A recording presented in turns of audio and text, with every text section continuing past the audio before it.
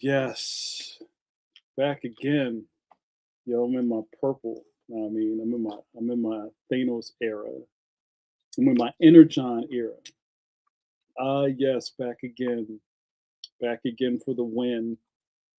It's your boy, Billy's favorite son, JN. Motown Philly back again. You get it. What a little coffee break swing. Uh Coffee break with JN. Go coffee break with JN and his caffeines. You know who you are, caffeines. Friends of regulars, not decaf. With JN going off. Not too hard, not too soft. Pause. Well, hello. Guys, welcome back to Coffee Break with JN. Parting is such sweet sorrow. But if you didn't get enough of me today, there's always tomorrow. Look at me, I'm rhyming. Rhyming. Oh, that's right. I'm in my era. Yo, I see all types of superstars in the chat. What up, chat? Hello, chat. How are you? We're back. What did John Wick say? I always mess the quote up. It's not, I guess I back. I guess he says, I'm thinking I'm back. Guys, welcome back to Coffee Break. It's so good to see you again. Guys, where would I be without shouting out the superstars in the chat? I would be remiss. I would be in remission if I did not do some shout outs. Let's start off strong. Ronaldo. But Glizzy Capo. Woke up this morning, got myself a dog.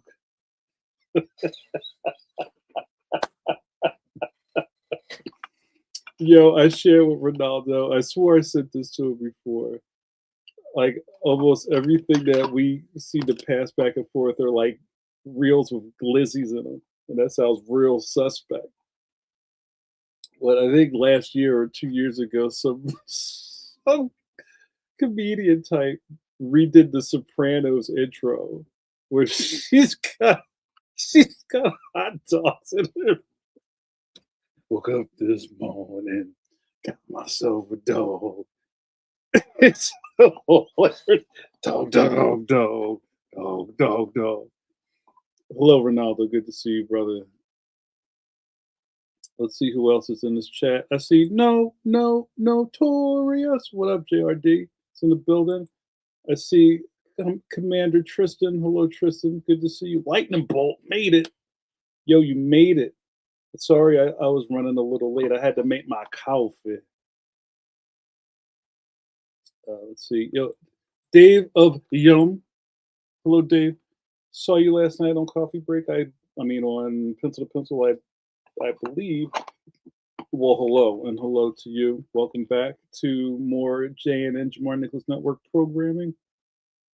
So glad to see you again. Horatio Hellpop. Horatio, you're almost on your way to becoming an honorary Avenger. I will say next week, if you show up for Pencil to Pencil, next coffee break, I will anoint you. Pause. Let's see who else is here. Dave, yes, this is what we're doing. I don't know if you're ready. I think I'm living my best life. What is even life right now? Everything's better with a little JN in it. Rachel says, I love Coffee Break. Thank you so much. This could be such kind of like, I don't think it's that much different From pencil to pencil, it is, but it isn't. But you get to see me in my full resplendence. Sandra, hello, Sandra Peel. Coffee with Leon's daddy. Yes, thank you for that. Appreciate you. And Sandra, because you've been a quiet player here in the on the Pencil to Pencil channel, the JNN, also DBA as the JNN Jamar Nicholas Network, because there's so many things that that the light touches that comes from my hands. Pause. I think I'm going to let's raise our pinky fingers and do a sipper for Sandra Peel. First sip of the night, sip of coffee for Sandra. Yes, yes. All right, let's finish our hellos. Who else is in here? Yo, I see one of the heads of the Tiamat of Jamal's and Jamar's, Jamal Flores. What up, Jamal? Doomsday news today, not just for film fans, but for Marvel's art department and Disney employees. I've already seen some, like, I believe that happened, yes, but I'm already seeing people who are taking, like, these quotes saying this guy said that, but then they're like, no, he didn't say that. This isn't what they said. They're making, it's crazy out here. And Jamal, because, we share some interests, there's another Doomsday news today that I'm going to get into. Just remind me. Yeah, I see Bill O'Donnell, dollar bill, y'all. Good to see you, my man. Let's see who else is in here. We said hello to Tristan. See Bill. There's a lot of Bill. Sorry, you see, that's what the coffee does to me. Yo, I see Eternity Forever. What up, Eternity? Good to see you. Haven't seen you in a minute. Yo, thank you, Sandra Peel. Yo, I see Bros. What up, Bros? What? Tell me more about my eyes. Sandra Peel says, I enjoy your work and I have kiddos that enjoy it too. Well, thank you so much. That means the world to me. I have some cool things to report on Coffee Break tonight, so I think you'll enjoy that.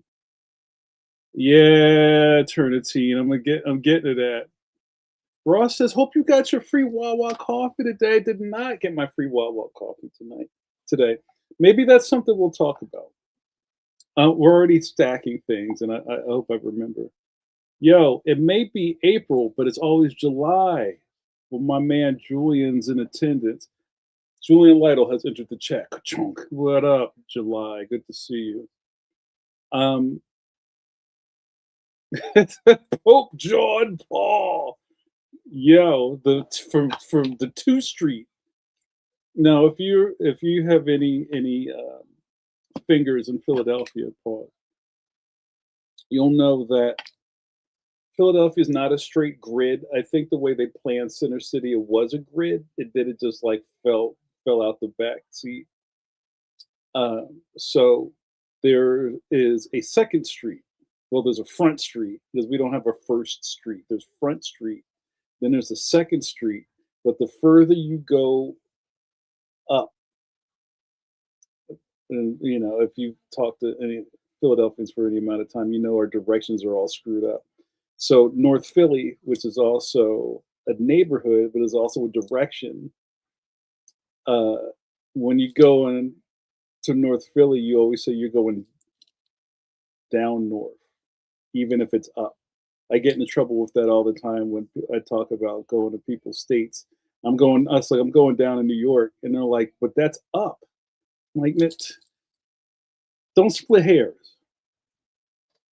But the further Second Street goes up, and then it goes down again because past North Philly, on the other side of City Hall, is South Philly. You see what I'm saying?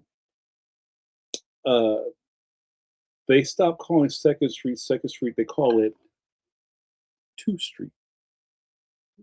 So when you see the mummers getting drunk before the New Year's Day parade, there's a giant party on 2 Street.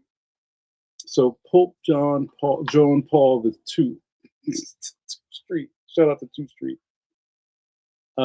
See, yeah, that's what I'm hearing. I don't think that's true, Bill.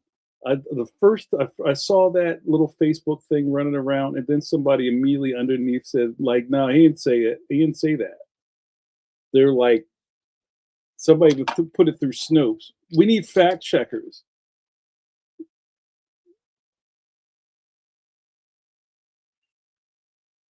See, July just said it. That hasn't been confirmed, or I believe it's just something made up on social media. See, we're in the dawn of misinformation.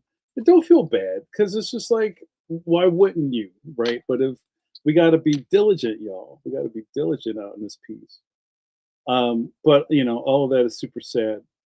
Um, on a weird, not lighter note, but this just kind of came across my desk earlier this evening.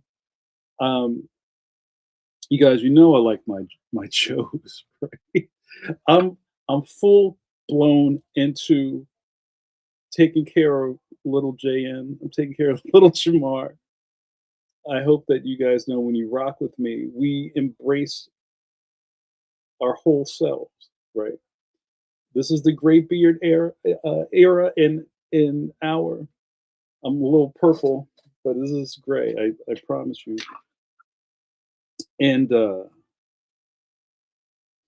be able to live the lifestyle I do and do the things I do and make the kind of work I make, I have to stay connected to all the corners of myself. One of that is my inner child. Now, I think it would be goofy for me to say, "Oh, I'm just a big kid," because we kind of say that stuff to kind of off put people looking at you funny because you're in the Target toy aisle looking at Transformers. I like toys. So what? Right? I saw that. I saw that, JRD. Right? So part of that is, you know, I really kind of fell back into I'm a giant GI Joe nerd. I have a lot of facets of my stuff I'm into, but GI Joe is a dear love of mine. And I really got into the classifieds, which is kind of like the new iteration that Hasbro put out of the GI Joes. They used to be little dudes, now they're big dudes. And what I've said a million different ways since I got into this stuff, it's like not even. I mean, it's all money grab, but these things look and act and pose and articulate like what our 9-year-old brains thought this stuff was supposed to look like. It's a very strong, clean connection from there to here, and I'm here for it. Tell him, Jamal Flores. But in that, also Ronaldo's, he's scooping up classifieds. I have three now: Roadblock, Coco, and Destro. I'm eyeing Shipwreck. Yeah, Shipwreck's hard to find now. So this is gonna hurt you now. So part of what oh, what up, Tio Michael? Good to see you, Uncle Mike. Um, what makes all of this worse, and July just said it in the chat, is that the I guess you would say the boss of the creative director of the classified line at Hasbro has left and is going to start at another toy company probably soon. And the toy community is in mourning, right? This kind of ties into like where our world is now. Like, who could say in the 80s, if you knew who made anything, you had no idea, right? Yo, shout out to Mugen Glider 82. Hey, yo, Sippers. Think I saw you last night, Mugen Glider. How are you, brother? So Lenny from Hasbro, the Joe team, has left. The I'm going to probably give this dude way too much credit, but everything that people have loved about this updated GI Joe stuff that is hot is now up in the air because this one dude was like, you know what? I love Dreadnoks. Let's do these with the Dreadnoks. Yo, let's make this dude. He's gonna have this, and a grenade comes off, and like, yo, I'm geeking. This is great. Like that childhood, like that little Lenny or whatever was fuel this kind of nostalgia boom with with the GI Joe line. And I've had a million conversations with a lot of you guys. I talk about toys a lot. And I'm not my love of toys is not pew pew making them kiss and like hit each other. It's about the craft.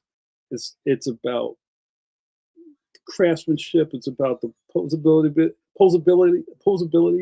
It's about toy photography. It's about storytelling. All that stuff is in there. And now this dude has just left. Yep, Eternity said, I met Lenny at New York Comic Con. He's very nice, lead designer of Classified. Yes. I met him in San Diego. And also, this is one of the other things about, I think, what community does and what having access to people the way we never had on before is that the names of these people, you see them for Yojo June or for the new HasLab report. They go on YouTube on live, and it's Lenny and Emily and whoever the toy designer is now. Yeah, Lenny's an artist. Look, all these people know we know what we're talking. We're not talking about a person who has direct connections into something and makes it live. Is now for whatever reason not there. So if you go on Facebook now, any of those like toy like GI Joe Classified, Elite, GI Joe, whatever, everybody's panicking because they're like, "Yo, the line's dead now." People spent thousands of dollars on stuff because they believed in Lenny's vision. Let's even call it that. And now he's done. People had asked at one point, like, yo, what's the end game for this? Are they just going to make all this stuff? Are they going to make new stuff? And Lenny was like, you know what? We don't have any plans of stopping this because there's so much stuff to do and there's some new stuff. And I'm really excited about it. So maybe I'm not going to talk about Lenny for an hour, but how do you guys feel about stuff like that? Are we so deep into consumerism that it doesn't matter? Like you loved something really deeply for a reason. It's almost like the Boondocks, how people were really into Magruder's cartoon, and then the fourth season, something wasn't right because he left. It wasn't his show anymore, and it all falls apart. So I'm wondering, how do you guys feel about that, or is there any other things we can point to? And this is maybe kind of a little different from, like, say, George Lucas. And sometimes I like to get on my soapbox about fandom and about how people take fandom and they run off with it like it belongs to them. Like, there's a lot of George Lucas haters out there who would say things like, "Oh man, I can't wait till George Lucas is gone so Star Wars can be good." Like, he created it. Like, what is wrong with y'all? So anyway, you guys got me monologuing. What do you guys think about that? If nobody has anything to say, maybe I'll just change the subject and move on. But I'm grieving, you guys. I think I might be done with GI Joe Classified. And there's also, I mean, how hot this stuff is in the toy market has created other companies that just try to support what Lenny was doing. And the disgruntled guy that started his own toy company just to do more stuff like Classified. So I don't know. We can talk about that for a second. And it looked like the chat broke. All right, let me see. Oh, right. Yeah, hold on. That happened in the X-Men 97, right? The dude who was a showrunner for X-Men 97, they fired him or whatever. It was some weirdness that happened. And he ain't coming back. So whatever they're gonna do next ain't gonna be the same thing. But you loved something about that thing, and now it's going to change. Do you just support it and just hope that it's good? But I feel like the way the internet works now is that you're going to be mad about something, but you should be able to put your finger on what's wrong, and that's because somebody is gone that breathed life into it. Eternity says we have 3 more years of Lenny's work already in the pipeline. Well, I hope they honor it because because you know how corporate works. They might go, you know what, just for I don't know how we left, but what if they were spiteful and just like, you know what, scrap all of that. We're gonna do repaints for 5 years, and they'll just buy whatever we make them. We ever we'll just make them buy whatever we make. I hope that's not the case. Uncle Mike says the change can lead to new and fresh creative view. Not to mention Tio. I'm curious about Lenny's creative styling on new or original IPs. I'm definitely going to see what he's doing next. I think that's dope because he's going to Boss Fight. Is that what it's called? Boss Fight Toys or something like that. It's like a company that they don't have. Nobody else is Hasbro, so anything else is something totally kind of starting from scratch. So we'll see.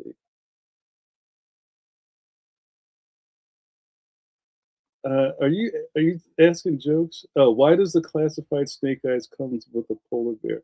That's one of the Snake Eyes. So that is a set which is from an old. It was like the Master Vice. It was a GI Joe miniseries, but like a 5-part miniseries that started before the actual run of the GI Joe cartoons. There were like 2 or 3 miniseries, and then they started the after school cartoon. So in that episode, Snake Eyes winds up in the tundra. It gets attacked by a polar bear, and that's where he gets his wolf from. So Lenny was like, it'd be cool, and that's what's really cool about watching this line and actually seeing these guys on videos talk about the stuff as it's come out. They're like, okay, so what do you guys have up next? Oh my god, you guys, this polar bear is amazing, and look, his mouth opens. So that's where the polar bear comes. What's up, Stuck? As Stone Cold Steve Conley called you last night. Shout out to Stuck 1773. What up, Stu? The good news is that Lenny's work is in the pipeline. Will be still going on around a year and a half. That's what everybody keeps saying. Thanks, Stu. July says X-Men 97 brought back the original showrunners from the 90s. I think Bo DeMeo got a little too arrogant about what he brought to the show, leaving out the animation directors too much for my taste. Oh, okay. July's got the T. That makes sense. I mean, I didn't really like. I know X-Men 97. X-Men 97 was big, and it was big for a lot of people. I was kind of always on the fence because I was like, I was a little older when that came out, and I was like, "That's cool," but it wasn't my X-Men. But I love that people were really hyped about it. Oh, Justin Roiland got fired from Rick and Morty. Yes, see, this we're on the right path tonight. They went and got entirely new voice actors to replace him. Has it changed the show?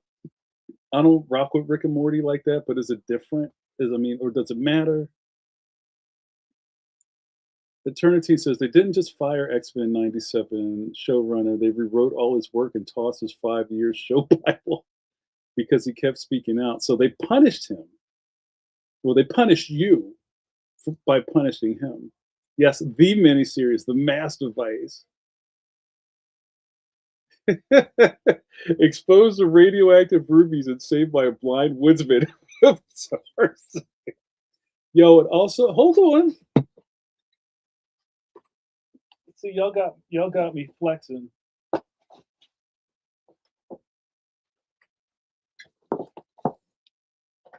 Here it is. It comes with bear head paws. And there's also Timber's not in here, is it? There's a bear trap. There's the rubies. Look how big that bear is. It's so dope. And there's some toy photography on the back. There's so much. It's so creative. There's so much creative stuff going on. JRD says, I would wonder if you love something and then get to work on it. How long before you can't stand it anymore? Is the burnout accelerated? Well, this is interesting. Um, if you talk about the Ninja Turtles, right? Because we like to talk about the Ninja Turtles. Shout out to Bros. There's a couple of cats in here I know are big turtle guys. consider that you and your buddy created something kind of on a lark, and it wound up being the biggest thing in the universe, and then you couldn't get away from it. There comes a point where money has no meaning. I'm really filling in the blanks, you guys. I'm not speaking for Peter Lear, but I'm just saying it's so big. Pause. It doesn't it turns into an abstraction of itself. And where do you go at this point where you can't escape the thing that you made? Where you got to go, look, I just want to ride my motorcycle. Let somebody else deal with that. What are you crazy? I've spent 30 years with these things. I need a break. Does that sound incredibly unrealistic to you? I get that. So I think this is when, we could talk about work-life balance. We could talk about actually things succeeding when everybody tells you things never work. Sometimes they do work. So I think the burnout does accelerate. July says, in regard to the subject, I worry about Nintendo when Miyamoto passes away. That's a risk. See, we're vibing tonight. You get what I'm saying. You can pick up the baton. I don't.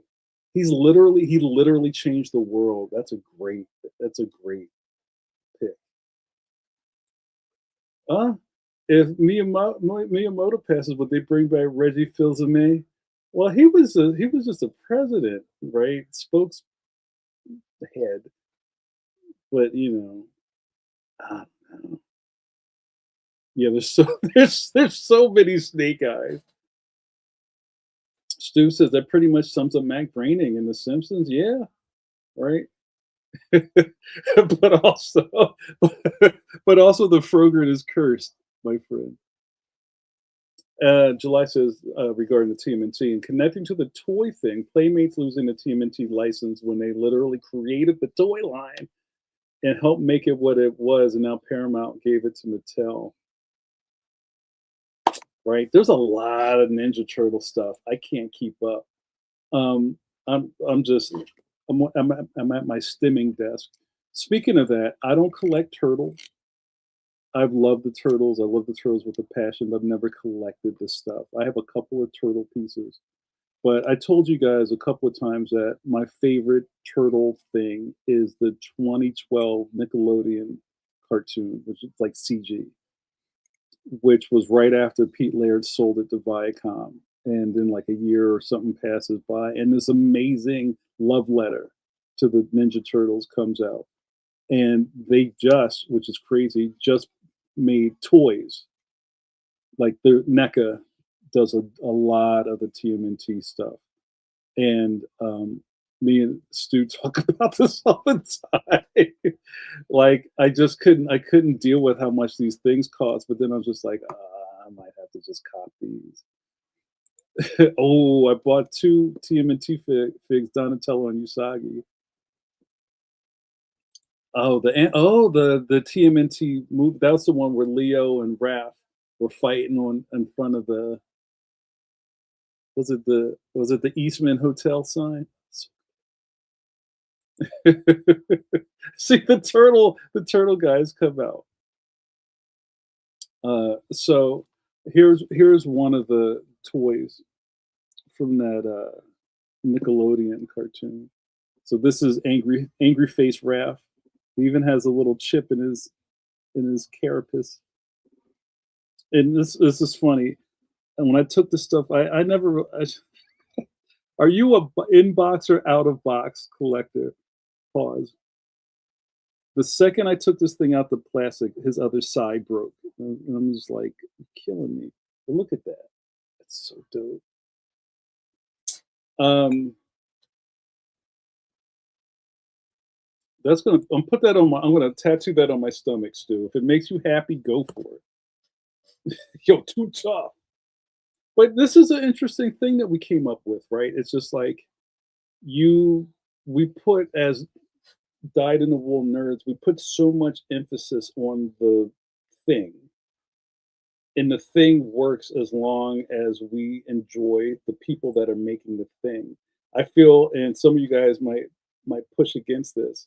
I feel like Star Wars is a lost cause, not because they can't make good Star Wars, but I feel like the fandom is so toxic that even when stuff is good, they don't appreciate it. Now it's like, oh, well, it started with the George Lucas thing. Then it's like, oh, well, you know, my man Favreau and Filoni, they'll save it. They'll make it better. Like, come on, you guys, just enjoy Star Wars. Can you enjoy your Star Wars? We got Star Wars at home. I'm turning this car around if y'all don't stop complaining about Star Wars. JRD says we have limited room, so I open my Lego kits, but keep figs sealed until I have an office to display everything properly. Yeah, you gotta keep your boxes.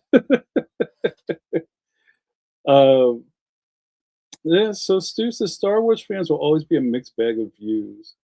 I feel like I've seen some really pure fandoms. I think Scott Pilgrim fandom is really interesting to me. They're extremely loyal to Brian Lee O'Malley, and they love shipping those characters. Um, and for a second, I was thinking when Lenny left, he went to the company that's making the Scott Pilgrim figures. I'm wrong. I think that's Bottleneck Gallery who's doing those, and it's like a real boutiquey people. Um, yeah, and and also you could say this about anything across the line. People get really passionate. They're passionate. How's that? Ronaldo says Star Wars is split between those who were around for the originals and then the new generation who grew up on the prequels. Right? They love Hayden Christensen now. Right? When those movies came out, people were like, "This is dog water," and now there's a generation of kids who are like, "That's their Star Wars." I think that's the same thing with GI Joe. Right? That's the thing with the turtles. When these things have been going on so long that you have kind of like I don't know, sections or segments of when people dropped into the fandom, right? Unless a lot of us OGs started at the beginning and you're like, maybe you're a purist because you were there for the beginning. But it doesn't make anybody else wrong because they grew up and all they love Roger, droidicas and stuff. That's their Star Wars, right? My cousins will not shut up. They're like, Andor is the most amazing thing ever. Stop what you're doing right now and watch Andor. Ross says Magic, the Gathering, and 40K are always fighting each other. Yo, Warhammer fans, I gotta say, there's a whole other thing with 40K fans, especially if you're like deep in it and you're spending that bread on your armies. And then what do they call it? There's like a slur if you show up at the table with a gray army, like you didn't paint your dudes. Yo, don't come in here with gray pieces of plastic. You better paint them dudes. Right. Eventually there's gonna be a third generation to grow up on Ray and Finn. Blue Milk. July says, I do trust Filoni on Star Wars since he sat with him and got the sauce. He got the sauce directly from him. I used to hate Star Wars because of my interactions with fans of con. See what I mean? But ever since the CW, I've rocked with Filoni. I trust his vision, I guess is what to say. JRD says, I love I don't want this to turn into a Star Wars thing because people get real heated.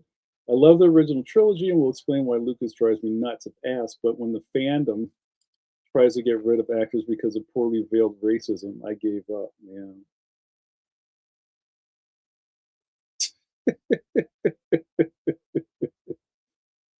All right, see everybody's down with Andor. I feel that. Stu says, I think Classified is mostly old hits from a real American hero. Yes. Star Wars is generational changes in the fan base. Well, yes. Yes. There's a lot of yes to that. I mean, and I think to that degree, even with GI Joe, when I was talking about this earlier with somebody, and this is deep. If you go into your lore, that GI Joe was like the 12-inch, dolls with like the afro with the scrubby beards. That was the first ever action figure. Before that, it was toy soldiers and just doll babies. And then GI Joe happened. So there's a generational thing, but there's a hard stop between the original GI Joe, like the big guys in the action team and all that, and then a real American hero. They have nothing to do with each other with the fandom, right? Maybe it was just that was a different time when toys were you grew out of them, right? You had your moment. Now you've got a Mustang and you don't care about toys anymore. And I think Gen X, see, we kind of just blurred all the lines with everything.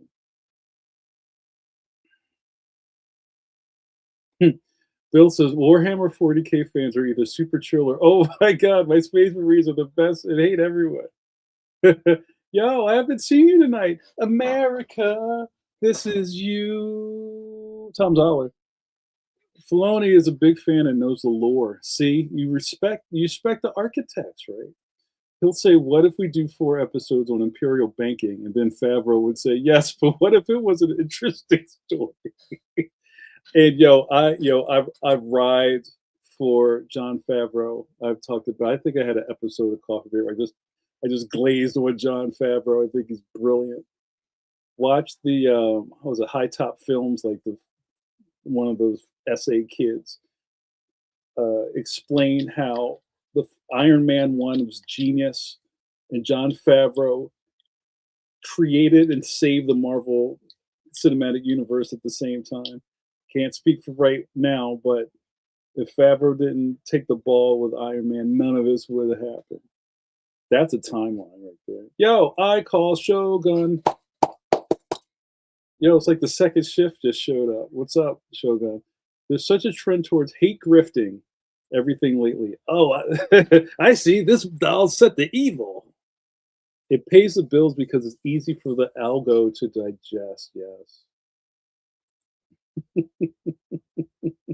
There's a lot of shout outs for Andor. I'll tell you this. I told you guys it's hard for me to like watch stuff.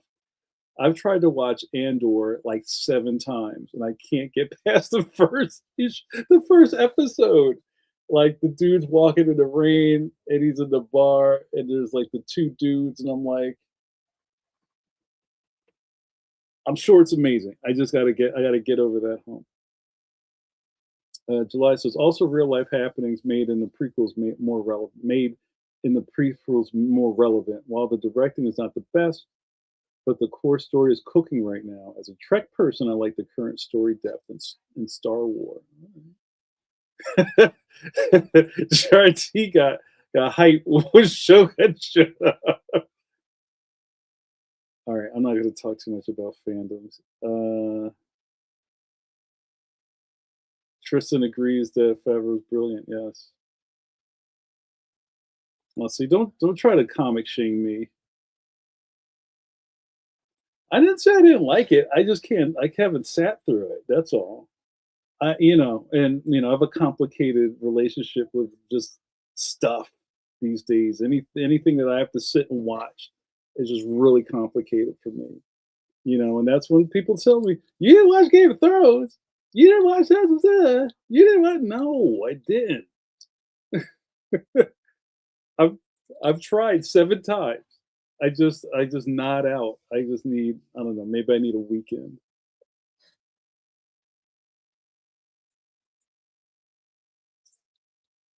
I'm with JRD on that. So again, this is see what happens with Star Wars. People start they're digging their feet into the sand. Enough. What about Daredevil? That was random. Um, I didn't Well, I tried to watch it. Also, another one of my favorite actors is D'Onofrio. I love Vince D'Onofrio. I think he's one of the best actors of the last couple generations. When I heard he was going to be Kingpin, I'm like, he's given Kingpin nuance that the character never really had before. I am but a humble spice dealer, but you're all in. Oh, wait a minute. Do you mean the Daredevil where Favreau was foggy? Well, Favreau was fog. Oh, you're talking about the movie where John Favreau was Foggy Nelson and not the Foggy Nelson from the Netflix. All I'll say is that that's also something I didn't finish watching. That's when the internet wouldn't shut up about the fight sequences in Daredevil, and I wasn't really sold on the dude playing Daredevil, and also whatever. I don't know, man. It just takes a lot for me to get invested.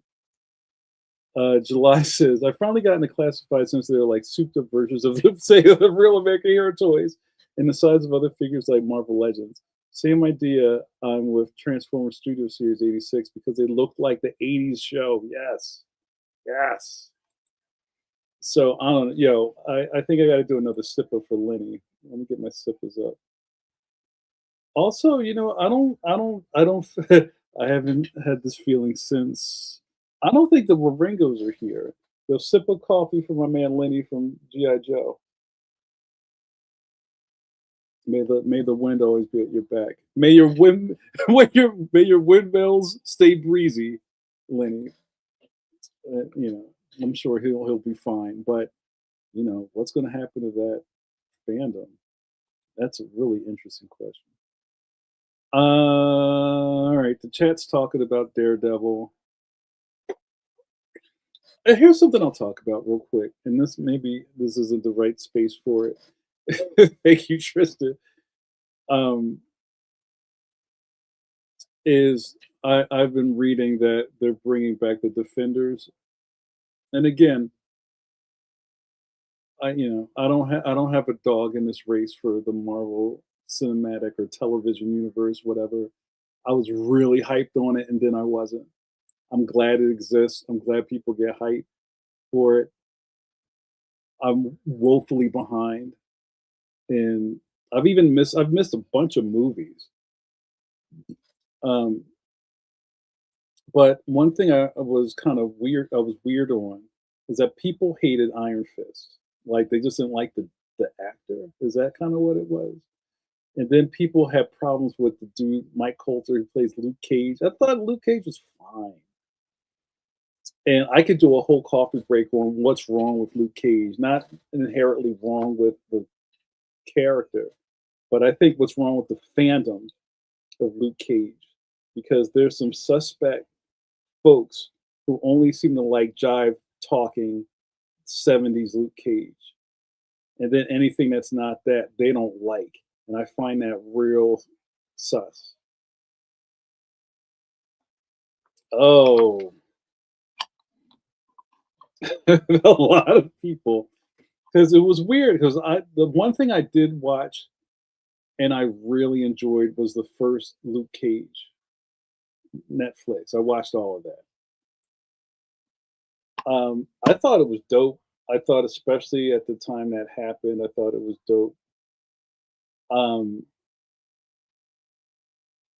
but you know, I think what ended it for Luke Coulter is like the I don't know, was it Black Twitter? I don't know who came for Coulter, but I think it was in the second season, which wasn't really great because like Cottonmouth isn't a great, it was trying. Like it was all really dope in the first season. There's a lot of New York and Harlem callbacks, and like if you are a student of hip hop, such as myself, I consider myself a little bit of a hip hopper myself. There was like Dapper Dan was in an episode. Jamal Shabazz, the photographer, was like taking people's flicks. It's just like you had to just know it. A lot of call outs. But in the second season, where I think he like he like hit the dab, and everyone was like, "Oh hell no, Luke Cage don't dab," and I was kind of over. Bill says, "I enjoyed the nod with the tiara and him going, I look like a damn fool." Copper Copperhead, wait. Copperhead's the G.I. Joe. Cottonmouth was the villain and right. Mike Coulter borrowed a pin from me at Dragon Con and he bought it back. You remember you always give Tom Zoller his pin.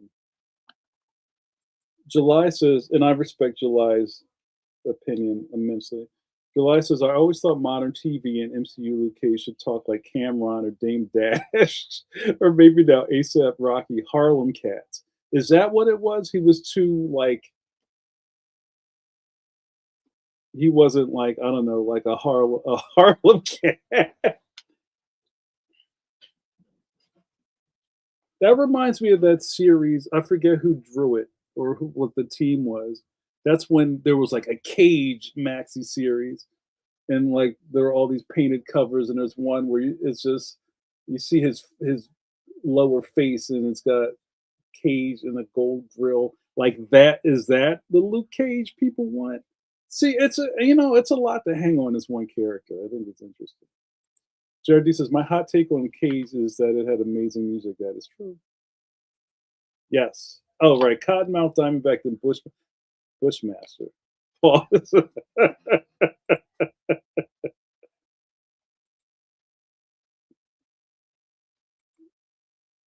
Oh, that was cool. Yeah, there was lots of lot of callbacks on there. I don't know how we got here, guys. What happened?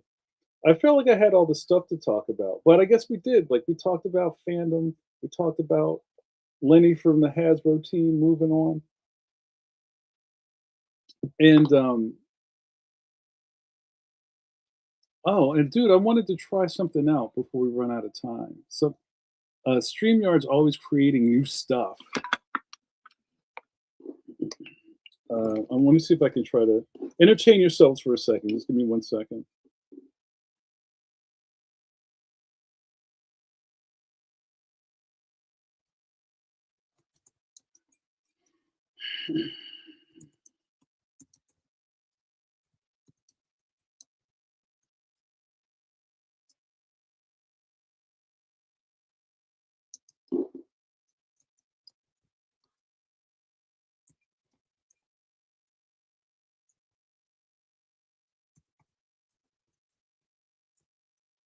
This might not make sense.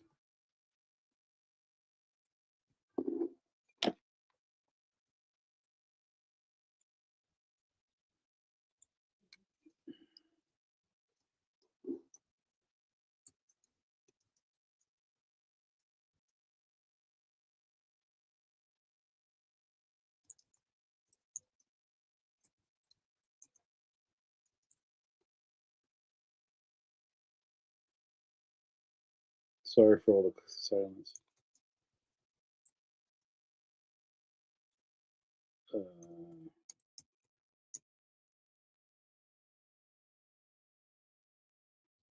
all right, I'm going to try a thing. You ready for this? It's the new version of the ones and twos, you guys. Look on the bottom of your screen. Now they have a poll. Pause. So this is where we do ones and twos, and you put one and two in the chat. But now it's going to populate on the thing.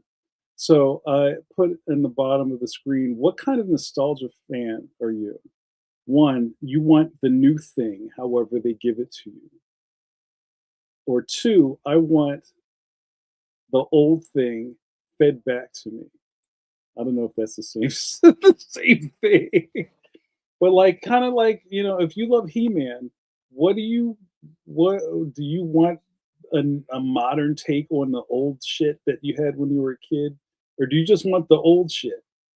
Like how are you processing that? So let's fill out this poll. Look at that, it already auto-populated. How cool is that? I don't know. Still, I don't know if you could do points. I think it's either one or two. Just work with me. Hold on. Jared says you need a third option for folks who go to the new in the classic. All right, let me see if I can update this. Hold on. Where'd it go?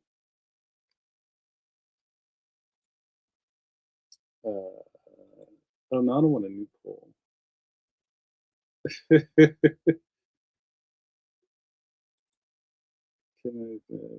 No, I just gotta let it go. Next time.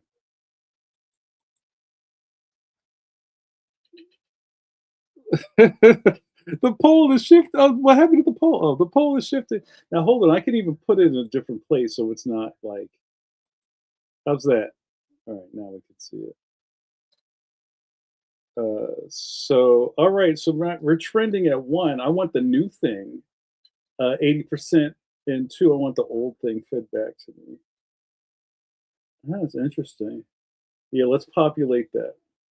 Let the dollar circulate. How cool is that? I hope you guys are enjoying coffee break. Like the flying toaster. Yo, what up, Cooper 6144? Good to see you.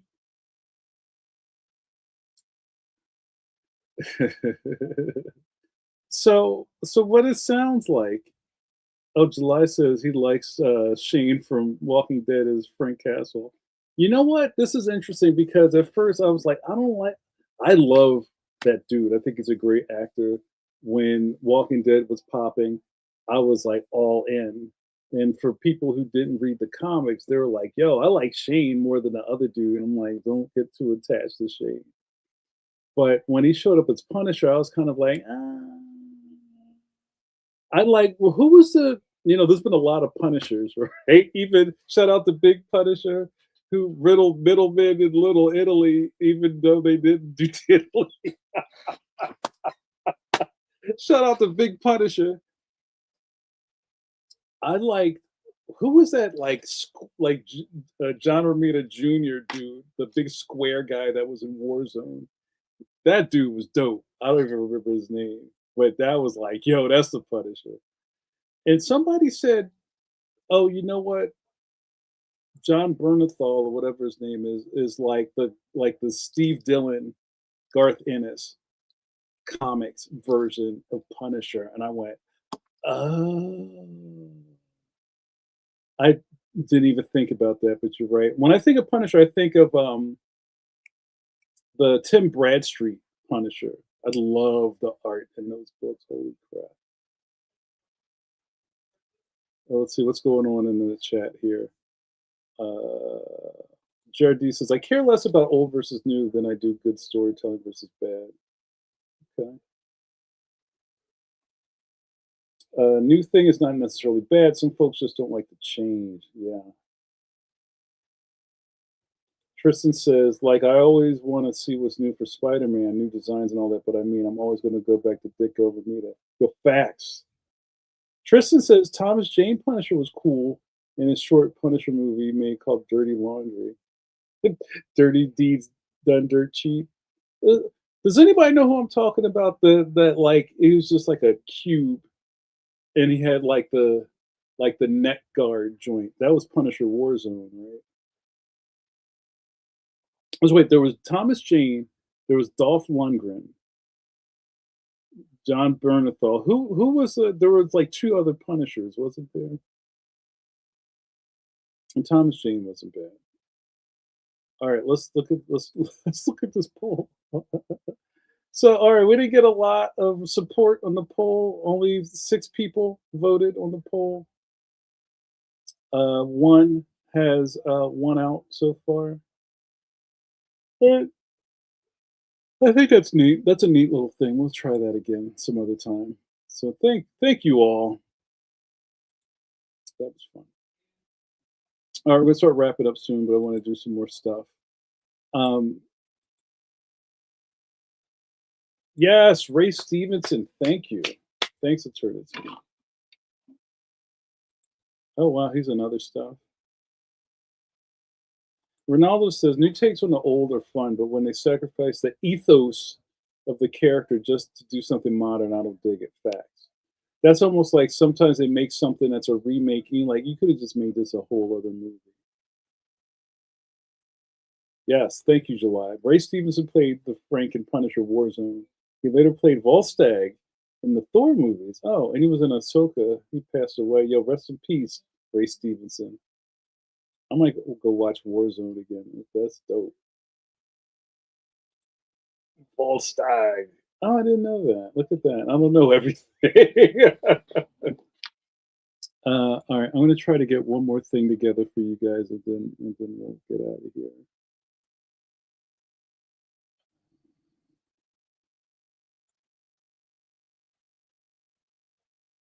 All right, hold on one second. Let me see if I can change some things. Um, I'm running out of space here, you guys. The app is like, yo, you got too many images, bro. You got to get rid of some shit before we add more stuff. But all my stuff is Gen Mint 10. It's hard for me to let things go, you know? All right, guys, we're gonna start. We're gonna put the wheels down so we can land this plane. So I've had a busy few weeks lately, and for people who are uh, part of my Patreon, you know who you are. You know how to do the thing. Go get on the bus, Gus. Um, so last week, about this time, I was getting ready to go to Greensboro, North Carolina. I flew into North Carolina. The next day, I was at the Greensboro Book Festival where I was a featured guest. I did a very cool presentation for a room full of families and children and adults and humans. And then after that, I went outside and signed books. And then after that, I'm done for the day. So I was like, oh, okay. So I hung out with the Warengos. I wanted to shout them out, but they're not here. Uh, so I had a nice afternoon with the Warengos. And then I flew home. So then Saturday, there happened to be an event going on in my a town over from mine, and I got to hang out with this guy. Um, I don't know if you don't know who this person is, but that is Dave Pilkey. Yes, that Dave Pilkey, the creator of Captain Underpants and Dogman. And it's funny because we're all on the same, label, so to speak, at Scholastic Graphics. And yeah, tell him, Bill, rocking the Wawa joint, you know. And it's funny that I seem to be making a big deal about this, is because uh, Dave is like one of the last people that I haven't met yet. I'm really happy to say that I am, pretty good acquaintances or even friends with some most of the other authors on the imprint. I don't know. I don't know everybody, or some people haven't made themselves uh, available to me. But I'm just like, yo, I need to meet Dave, and he's really hard to he's not hanging out. You know what I'm saying? So he was in town at the Keswick Village, which is a couple of neighborhoods over, where he had a sold out event for families. And Telebill, to the point where when I was lucky enough to have some VIP tickets, because I'm with the band. I'm waiting online with everybody to get in. The line wrapped around the corner, and this mother walked by the line, like gripping up her kid behind her, holding up a sign that says "needs 2 tickets." People were trying to like finesse their way into the Dave Pilkey show. Um, and once we get inside, I see all my people from Scholastic, and I get whisked away to the green room where Dave and his wife are waiting for me. And they go, "Oh, Jamar, it's so great to meet you." And I'm not making stuff up. This is what happened. Then how cool was this? They told me that they were big fans of Leon. They read Leon Protector of the Playground, my books, before I even was at Scholastic, and were very excited when some of the muckety mucks told them, "Hey, we're bringing Jamar in to do these Leon books," and they were so excited. And anyway, what I want to get to is that Dave Pilkey is an amazingly nice person. Usually, you're kind of expecting something, uh, like, oh, this guy's or whatever. But no, he was very kind, very giving, and you can. when once in a while when you see somebody who has a lot and you go, "Oh, well, he deserves everything he gets," and not in a mean way, like, his magnetism with kids is crazy to see in person. When he came onto the stage, the kids were screaming like the Beatles just showed up. You can't manufacture that, that's real. And, it was very cool to just be there to watch that, and there was some other Scholastic folks came from New York just to see this event, and he was there because he's on global tour right now. And with global tour, even his handlers were a different group of people that I don't know because they handle global, not not regional or USical. And and this is the best part, you guys. And if you read my Insta, you saw this already. So before we get started, he comes out after he gets introduced, and the kids finally calm down. And Dave Pilkey says, "Hey, listen, before I get started, I just want to say hello to my special buddy Jamar Nicholas, who's sitting out there." And everybody's like, "Wow!" And Jamar is a fantastic author, and you guys know Leon, right? The kids are like, "Woo!" And, I can't wait for his next book, to come out. What's it called? And I scream out, "Leon and the Big, Big Problem." And everybody goes, "Boo." And, if you see Jamar in the lobby, go say hi. And I got swarmed after the show from that. And just like, come on, man. Like, Dave's just a class act. I think he may have signed like 7,000 books the night before at the bookseller and they transported all these books there. And then before the show was over, they got people up by colors in the aisles, and he took a picture with every person in the theater. And they walked away. Well, if they bought stuff, they walked away with a signed book. And I'm just like, I'm in awe of that. And I think some people will go, "Oh, well, must be nice to be the almost the highest selling author in the world." And that's real. But what I am really attracted to about Dave is just how kind he is and how real he is and how none of this stuff is moving him. He has a job to do, right? And he knows how to talk to the kids and they love him for it. And his energy reminds me of Ringo's energy. And I was always attracted to Ringo's light because he made me want to be a better person. And I feel like Dave is that kind of person. So shout out to Dave Pilkey. What a great moment, you guys. It was a really fantastic moment for me.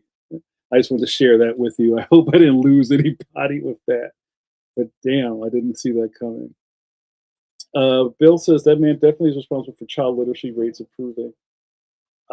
Yeah, his uh, when his new books come out, the print run is in the millions, y'all. And you can go, yeah, yeah, yeah, whatever, dog man. But yeah, yeah, that. Paul Pate, we're about to leave, bro. I'm already at overtime. Hello, Paul Pate. Good to see you. Oh, thank you, Tristan. I appreciate that. I appreciate you. And I always feel like I'm on autopilot, like just saying all this gushy stuff, but it's like it's so hard to find that these days. And you got to protect those people. Like my man Lenny from Hasbro, you protect them, right? You surround yourself around the ones that are true to this. You make sure they get home safe. Protect Dave Pilkey. 'Cause there ain't a lot of Dave Pilkeys laying around, y'all. Yeah. So on that note, and I'm excited to be part of this. Look at that! Look at that group of superstars that I'm part of. How cool is that? So shout out to my Scholastic people. Shout out to Jeff Smith, Raina, Scott McCloud, all those guys. Caught my next book, Leon and the Big Big Problem. It is up for pre-order right now. Wherever books are sold, go in there and tell the clerk you want to pre-order Leon and the Big Big Problem. Get two while you're at it, y'all. I appreciate you. And kind of like I said with the dude from Hasbro, how about how people connected to him because you got to see him. I feel like that's kind of part of my energy with you guys. You need to see me, right? You need to like. That's what I love about group. I love about Tabernacle. We all get to kind of communicate and congregate and get to know each other, and I think that's super important. Show Ronaldo said it. Collector Pilkey's got ain't making a lot of those, right? Life do be lifing. Word up. So yeah, guys, that's kind of it for me. I hope you enjoyed Coffee Break. I had a really fantastic time tonight. Um, I'll leave you with this: protect. Oh, not protect. Yes, protect your light, right? Because I even say things like this, and this is why I love all of you. All of you guys. We are all points of light in the darkness. There's not a lot of us laying around. If people make it sound like you're a jerk if you say you're special. Yeah, I'm special. There ain't a lot of JNs laying around. If you think there are, bring them to me, right? There ain't a lot of those. So I'm going to use my light to maybe be a beacon for other people. Shanchai, whoops, 2 days in a row came in at the end. Daylight savings messed me up. Well, you can watch the replay. We had a really good episode. It's good to see you. And you know what? I think that'll be it, guys. You guys got quiet at the end. Thank you, Ronaldo. Appreciate you. I hope I didn't drag you guys down, but I just want to share this stuff with you. That's what Coffee Breaks kind of for too, to share my journey with you guys and see. Like I say, nothing is impossible. Also,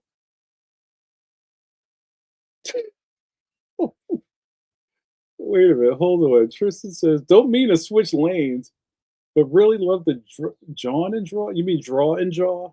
Any chance of a guest artist, a cool dude maybe, like Dave Pilkey, or maybe Tristan? I don't know. Maybe that might be too much for me to produce, but you never know. Thank you, Paul Pate. I appreciate that. Right, because it's like we're set up in this place. That's why group is important. Is that there's not a lot of space for you to just kind of like be your true self, commiserate with your people, have a couple of laughs, enjoy being old, right? And just I was going to say before I got on this rant, and to protect your inner child. If you were out and you're like, "Yo, that toy looks dope," buy it. I mean, don't put yourself in debt or whatever, but it's just like I have one more quote that I got from somewhere, and it means a lot to me because this will talk about how you spend your time. And the quote is, "A moment enjoyed is never wasted."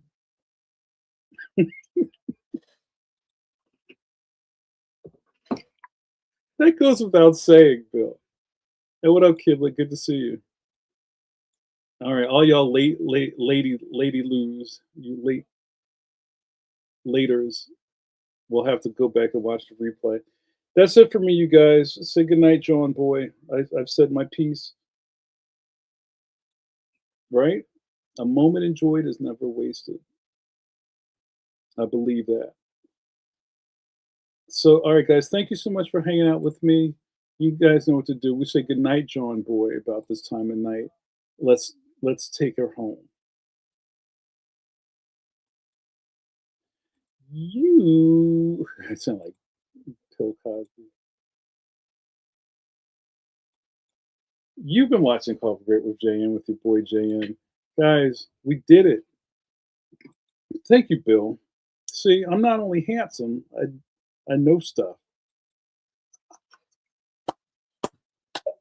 John 3:16 says, "A moment enjoyed is never wasted." Um, all right, guys, you've been watching Coffee Break with JN with your boy JN. I wear many hats besides this one. I also have lots of nicknames. Some of those greatest hits are Philly Seymour Hoffman. We did. Oh, also we didn't do a Sue's pose because the Waringos aren't here. You know how this works. No Sue's pose if she does not report to the dance floor. The administrator of this facility, and also I'm going to John Cena, the Wizard of. That's ridiculous. And also the captain of the starship, Jean-Luc Picard. There are 4 Johns. There are 4 Johns. Thank you, Bill. I appreciate it. Pope John Paul II of 2 Street. Thank you, guys. We did it again. What happened here tonight? You got to hang out with me and my caffeines. You know who you are, caffeine's friends and regulars. A coffee break with JM. And you guys watch me drink a cup of coffee and run my mouth. And now that I'm out of coffee, somebody wake up Hicks. See you in a fortnight.